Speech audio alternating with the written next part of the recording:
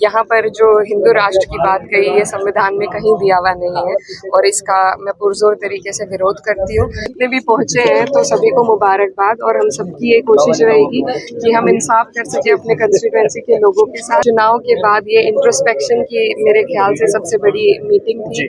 सामाजिक बदलाव लाना पड़ेगा जब तभी इस मुल्क में किसी बड़े बदलाव की हम उम्मीद कर सकते हैं।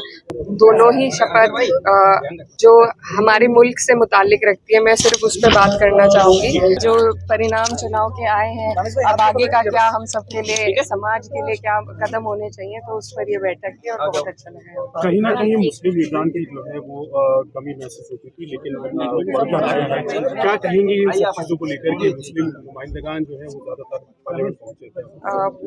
जितने भी पहुंचे हैं तो सभी को मुबारकबाद और हम सबकी ये कोशिश रहेगी कि हम इंसाफ कर सके अपने कंस्टिट्यूएंसी के लोगों के साथ, चाहे वो मुसलमान हैं या नहीं है।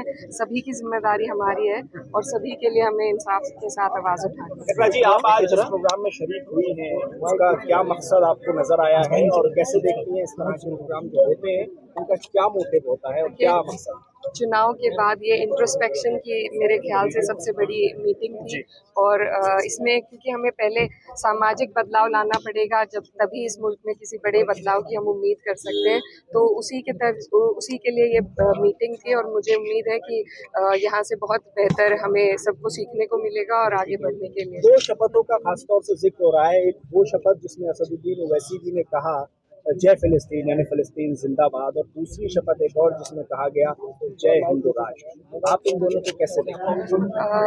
देखिए, दोनों ही शपथ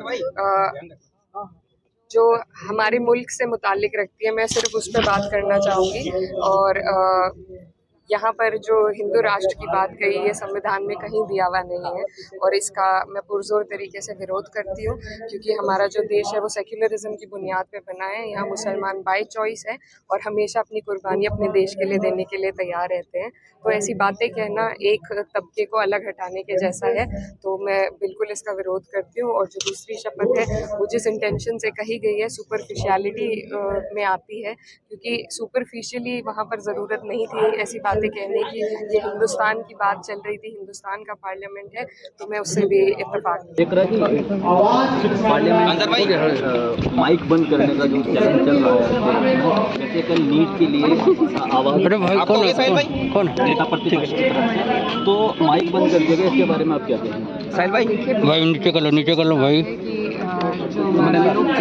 तुम्हें आवाज़ ही तो लेनी है। अगर आवाज़ें दबाई जाएंगी, मेरा मानना है कि पार्लियामेंट में सबसे बड़ा अधिकार बोलने का है तो वो विपक्ष का होना चाहिए, क्योंकि ट्रेजरी बेंच वहाँ जवाब देने के लिए बैठी है। वो तो सरकार में ऑलरेडी है, हम उनसे जवाब जानना चाहते हैं, तो सवाल उठाने का मौका मिलना चाहिए। और अगर इस तरीके से बदलाव रहेगा तो लोकतंत्र खत्म होगा।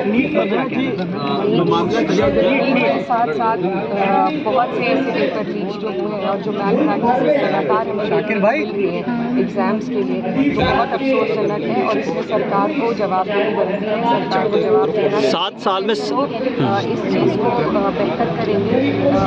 बच्चों का जो मनोबल टूटा है इससे, क्योंकि जब आप अपनी वजह से फेल होते हैं वो एक अलग बात है, लेकिन जब आप सिस्टमैटिक तौर पे आपको निराशा हासिल होती है तो ये सरकार की जिम्मेदारी बनती है। तो हम सब कुछ सवाल करना चाहते हैं, उनकी ज़रूरत है कि वो जवाब। 7 साल में 70 एग्जाम लीक हुए हैं, तो कैसे देखेंगे? अब बदलाव होगा कुछ नहीं, ये सरकार फिर से ही लेकर आएगी? सवाल इस पर उठाएंगे, जवाब देना उनका काम है और इस सारे कार्यक्रम को दुरुस्त करना उनका काम है। तो इसी की उसे उम्मीद है।